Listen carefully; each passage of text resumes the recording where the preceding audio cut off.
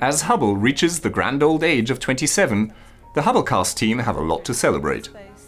For the past 10 years, we've been capturing the science, culture, successes and trials of Hubble, and we reflect on the highs and lows of the Hubblecast in this, our 100th episode.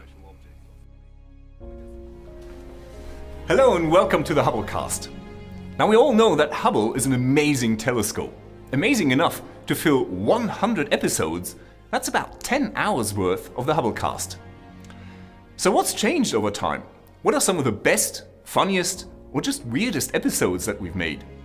That's exactly the question that we, the Hubblecast team, have been asking ourselves.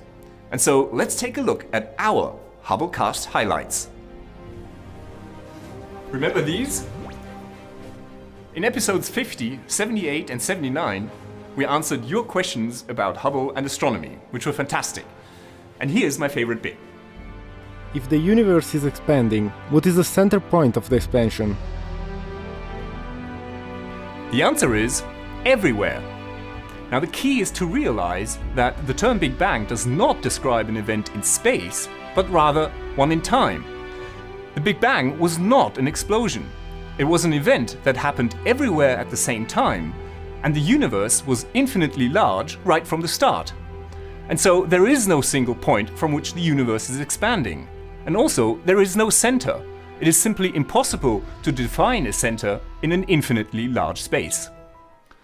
We had good fun with these episodes, and what they showed us was that you are really interested in the challenging physics concepts that lie at the core of Hubble's science. And we've gone to some lengths to try and explain these. We've used diagrams that it bends the space around it and acts like a gigantic magnifying glass.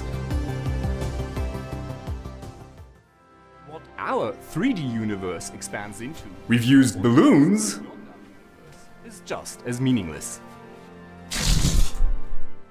Let's say goodbye to Hubble's pretty pictures. And we even used unicorns, rainbows, and for the sake of the Hubblecast, we even disregard our own personal safety. Like the time I got blown up by a supernova. Several times.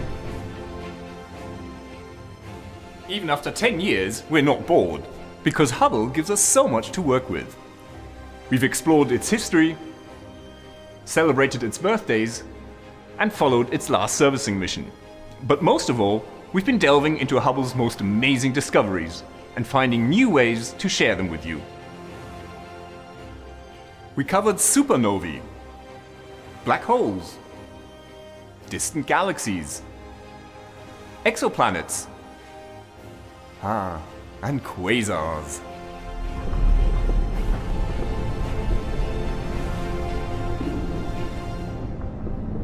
Now, when matter falls into a black hole, it forms this big swirling disk, which heats up and gives off a lot of powerful radiation.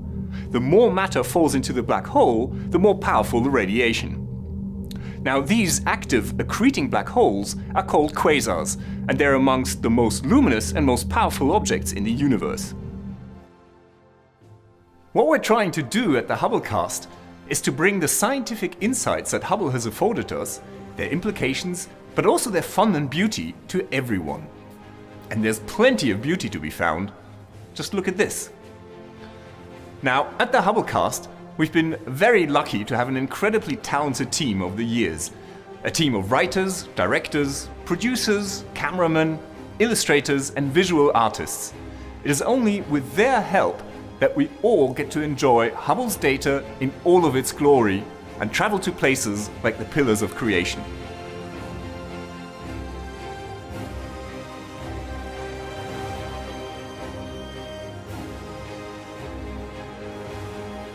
They also illustrate for us those things that have to be left to the imagination, or to the next generation of telescopes.